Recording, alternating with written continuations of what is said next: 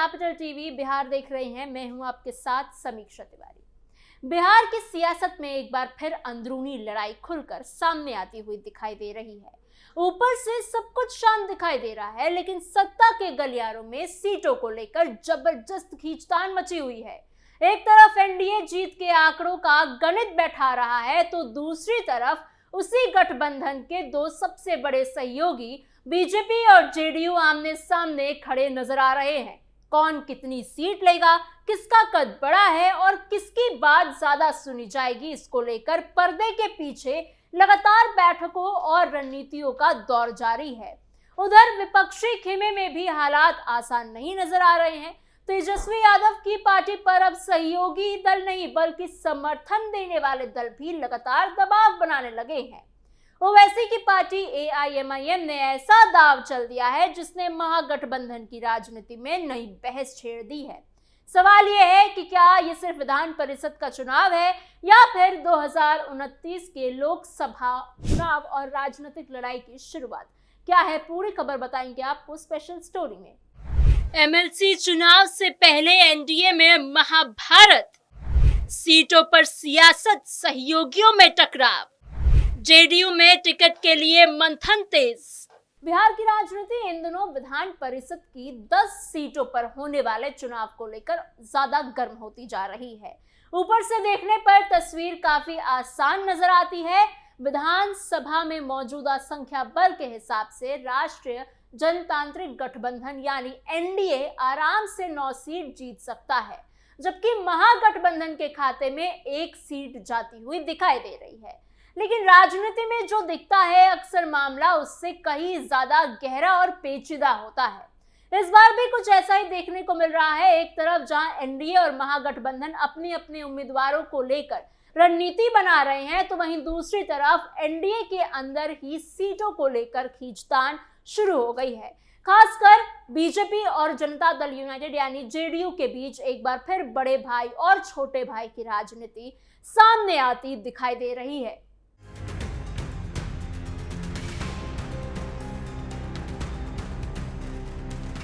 इस पूरे विवाद की जड़ 10 सीटों का बंटवारा है। विधानसभा में विधायकों की संख्या के आधार पर एनडीए के पास 9 सीटें जीतने की ताकत है। इनमें से 9 सीटों पर 6 साल के पूरे कार्यकाल के लिए चुनाव होना है, जबकि 1 सीट पर उपचुनाव होना है। ये वही सीट है जिसे मुख्यमंत्री नीतीश कुमार ने खाली किया है। इस सीट पर जीतने वाले उम्मीदवार का कार्यकाल सिर्फ 4 साल का होगा, क्योंकि बाकी 2 साल का समय पहले ही बीत चुका है। चुनाव प्रक्रिया भी शुरू हो चुकी है।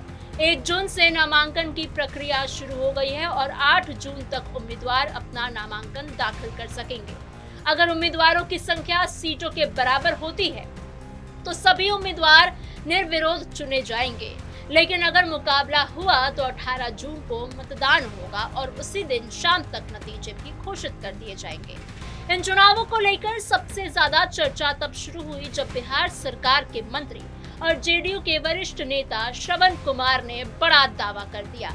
उन्होंने मीडिया से बातचीत में साफ कहा कि जनता दल यूनाइटेड विधान परिषद की 10 सीटों में से 4 सीटों पर चुनाव लड़ना चाहती है। उनका कहना था कि जेडीयू के पास पर्याप्त विधायक हैं और पार्टी का दावा पूरी तरह जायज है। उन्होंने ये भी याद दिलाया कि हाल ही में हुए राज्यसभा चुनाव में बीजेपी ने 3 सीटें अपने खाते में कर ली थी। ऐसे में इस बार एमएलसी चुनाव में जेडीयू का हिस्सा ज्यादा होना चाहिए। श्रवण कुमार के इस बयान ने साफ संकेत दिया है कि एनडीए के अंदर सीटों को लेकर सब कुछ सामान्य नहीं है। इसी बीच एक और बड़ी चर्चा मुख्यमंत्री नीतीश कुमार के बेटे निशांत कुमार को लेकर भी शुरू हो गई है। लंबे समय से ये सवाल उठता रहा है कि क्या निशांत कुमार सक्रिय राजनीति में आएंगे। अब चर्चा ये है कि उन्हें विधान परिषद भेजा जा सकता है, लेकिन दिलचस्प बात यह है कि उन्हें नीतीश कुमार की खाली हुई 4 साल वाली सीट नहीं बल्कि 6 साल वाले पूर्ण कार्यकाल की सीट से एमएलसी बनाया जा सकता है। पार्टी के अंदर ये विचार चल रहा है कि अगर निशांत कुमार को राजनीति में लाना है तो उन्हें पूरा कार्यकाल मिलना चाहिए। वहीं 4 साल वाली सीट किसी दूसरे नेता को दी जा सकती है। जेडीयू के अंदर उम्मीदवारों को लेकर भी जोरदार मंथन चल रहा है। पार्टी सामाजिक समीकरणों को ध्यान में रखकर उम्मीदवार तय करना चाहती है। बिहार की राजनीति में जातीय संतुलन हमेशा से ही बहुत अहम रहा है और जेडीयू भी इसी फॉर्मूले पर आगे बढ़ती दिखाई दे रही है। पार्टी के सामने पिछड़ा, अति पिछड़ा और स्वर्ण वर्गों को साधने की चुनौती है। जानकारी के मुताबिक स्वास्थ्य मंत्री निशांत कुमार 6 साल वाली सीट के मजबूत दावेदार माने जा रहे हैं। इसके अलावा राजीव कुशवाहा का नाम भी तेजी से चर्चा में है। राजीव कुशवाहा वही नेता है जिन्होंने सम्राट चौधरी के लिए अपनी सीट छोड़ी थी, इसीलिए उन्हें भी पार्टी में सम्मानजनक जगह देने की मांग उठ रही है। अति पिछड़ा वर्ग की बात करें तो लल्लन मंडल का नाम सबसे आगे बताया जा रहा है। वहीं स्वर्ण वर्ग में इस बार राजपूत समाज को प्रतिनिधित्व देने की चर्चा है। जेडीयू के भीतर हर्षवर्धन और चंदन सिंह जैसे नामों पर गंभीरता से विचार किया जा रहा है। पार्टी के रणनीतिकार जो है वो उनका कहना है कि आने वाले विधानसभा चुनावों को देखते हुए हर जातीय समूह को संदेश देना बेहद जरूरी हो गया है। इसीलिए उम्मीदवारों का चयन सिर्फ राजनीतिक नहीं बल्कि सामाजिक संतुलन को ध्यान में रखकर किया जाएगा।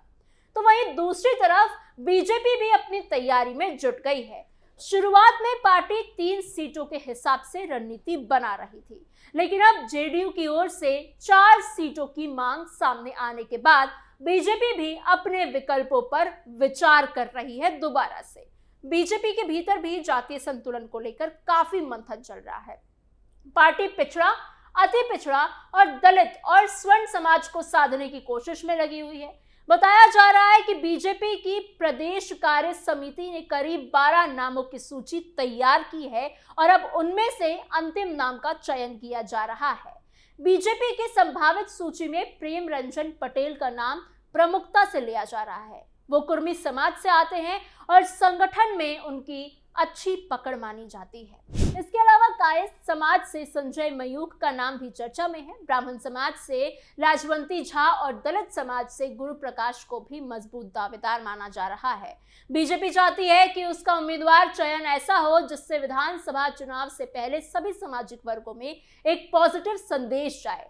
जहां एनडीए के भीतर सीटों की लड़ाई चल रही है, वहीं विपक्षी खेमे में भी अब सब कुछ आसान नहीं नजर आ रहा। खासकर कि राष्ट्रीय जनता दल यानी आरजेडी नेता तेजस्वी यादव एक नई राजनीतिक चुनौती का सामना करते हुए नजर आ रहे हैं। जी हाँ, ये चुनौती आई है असदुद्दीन ओवैसी की पार्टी एआईएमआईएम की तरफ से।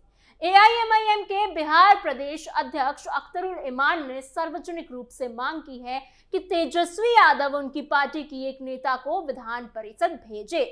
अख्तरुल इमान का कहना है कि राज्यसभा चुनाव के समय उनकी पार्टी ने महागठबंधन का साथ दिया था, इसलिए अब आरजेडी को भी राजनीतिक सहयोग का जवाब सहयोग से ही देना चाहिए। अख्तरुल इमान लगातार ये याद दिला रहे हैं कि राज्यसभा चुनाव के दौरान एआईएमआईएम के विधायकों ने महागठबंधन के उम्मीदवार एडी सिंह को वोट दिया था। उस समय तेजस्वी यादव ने भविष्य में साथ देने का भरोसा भी दिया था। अब एआईएमआईएम उसी भरोसे का हवाला देकर विधान परिषद की सीट मांग रही है, लेकिन आरजेडी के भीतर इस मांग को लेकर ज्यादा उत्साह दिख नहीं रहा है। तेजस्वी पर एआईएमआईएम का दबाव। एआईएमआईएम को सीट देने से क्यों हिचक रही है आरजेडी? क्या आरजेडी निभाएगी पुराना वादा? सूत्रों की माने तो तेजस्वी यादव अपनी पक्की सीट किसी दूसरी पार्टी को देने के पक्ष में नहीं है। विधानसभा में आरजेडी के पास इतने विधायक हैं कि वो अपने दम पर एक ही सीट आसानी से जीत सकते हैं। ऐसे में पार्टी को किसी अतिरिक्त समर्थन की जरूरत नहीं है। यही वजह है कि एआईएमआईएम की मांग को स्वीकार करना आरजेडी के लिए राजनीतिक रूप से फायदेमंद नहीं माना जा रहा। इसके पीछे कई कारण बताए जा रहे हैं। पहला कारण यह है कि एआईएमआईएम अभी महागठबंधन का हिस्सा नहीं है। अगर आरजेडी उसे विधान परिषद की सीट देती है तो भविष्य में वो और बड़ी हिस्सेदारी की मांग कर सकती है। सीमांचल क्षेत्र में एआईएमआईएम पहले से ही मजबूत होती जा रही है। ऐसे में आरजेडी नहीं चाहती कि वो खुद अपने राजनीतिक प्रतिद्वंदी को मजबूत करे। दूसरा बड़ा कारण हिंदू वोट बैंक से जुड़ा हुआ है। आरजेडी की राजनीति लंबे समय तक मुस्लिम यादव समीकरण पर आधारित है, लेकिन अब तेजस्वी यादव अपनी राजनीति का दायरा बढ़ाना चाहते हैं। वो सिर्फ मुस्लिम वोटों पर निर्भर नहीं रहना चाहते, बल्कि हिंदू वोटरों को भी अपने साथ जोड़ने की कोशिश कर रहे हैं। ऐसे में अगर वो खुलकर एआईएमआईएम का साथ देते हैं तो इसका असर उनके व्यापक राजनीति संदेश पर पड़ सकता है। तीसरा कारण मुस्लिम वोट बैंक की राजनीति है। बिहार में मुस्लिम वोटों के लिए सबसे बड़ी लड़ाई आरजेडी और एआईएमआईएम के बीच में ही है। आरजेडी को डर है कि अगर एआईएमआईएम को लगातार राजनीतिक महत्व दिया गया तो मुस्लिम समाज का एक हिस्सा उसकी तरफ और तेजी से जा सकता है। ये स्थिति आरजेडी के लिए नुकसानदायक हो सकती है। इस डर की वजह भी है 2020 के विधानसभा चुनाव में एआईएमआईएम ने 5 सीटें जीती थी। बाद में आरजेडी ने उसमें से 4 विधायकों को अपनी पार्टी में शामिल करा लिया। इसके बाद दोनों दलों के रिश्तों में खटास बढ़ गई। असदुद्दीन ओवैसी और तेजस्वी यादव के बीच बयानबाजी भी हुई। ओवैसी ने आरजेडी पर हमला बोला तो तेजस्वी ने भी एआईएमआईएम को लेकर तीखी टिप्पणियां की थी। इसके बाद 2025 के विधानसभा चुनाव में एआईएमआईएम ने फिर से सीमांचल में अपनी ताकत का प्रदर्शन किया। पार्टी ने अमौर, बहादुरगंज, जोकीहाट, कोचा धामन और वैसी जैसी सीटों पर अच्छा प्रदर्शन किया। इससे साफ हो गया कि एआईएमआईएम को पूरी तरह नजरअंदाज करना तो बिल्कुल आसान नहीं है, लेकिन इसके बावजूद आरजेडी उसे अपने बराबर का साझेदार बनाने को तैयार नहीं दिख रही है। कुल मिलाकर बिहार विधान परिषद चुनाव भले ही संख्या के हिसाब से एक आसान चुनाव नजर आता हो, लेकिन इसके पीछे भी कई तरह की राजनीतिक कहानियां चल रही हैं। एनडीए के भीतर बीजेपी और जेडीयू के बीच सीटों की खींचतान है। जेडीयू 4 सीटों पर दावा कर रही है तो बीजेपी भी अपने हिस्सों को कम नहीं होने देना चाहती है। दूसरी तरफ महागठबंधन में आरजेडी और एआईएमआईएम के बीच भी राजनीतिक भरोसे और भविष्य की साझेदारी को लेकर सवाल खड़े होते हुए नजर आ रहे हैं।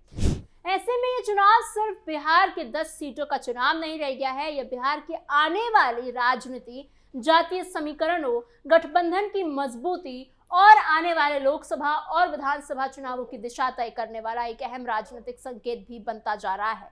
आने वाले दिनों में उम्मीदवारों की घोषणा और सीटों के अंतिम बंटवारे के बाद ये साफ हो जाएगा कि बिहार की राजनीति में किसकी रणनीति सफल रही और किसे अपने राजनीतिक दाव पर दोबारा विचार करना पड़ेगा। फिलहाल इस खबर में इतना ही। आपकी इस पूरी खबर पर क्या राय है हमें कमेंट बॉक्स में जरूर बताइएगा। ऐसी और खबरों के लिए बने रहिए कैपिटल टीवी बिहार के साथ।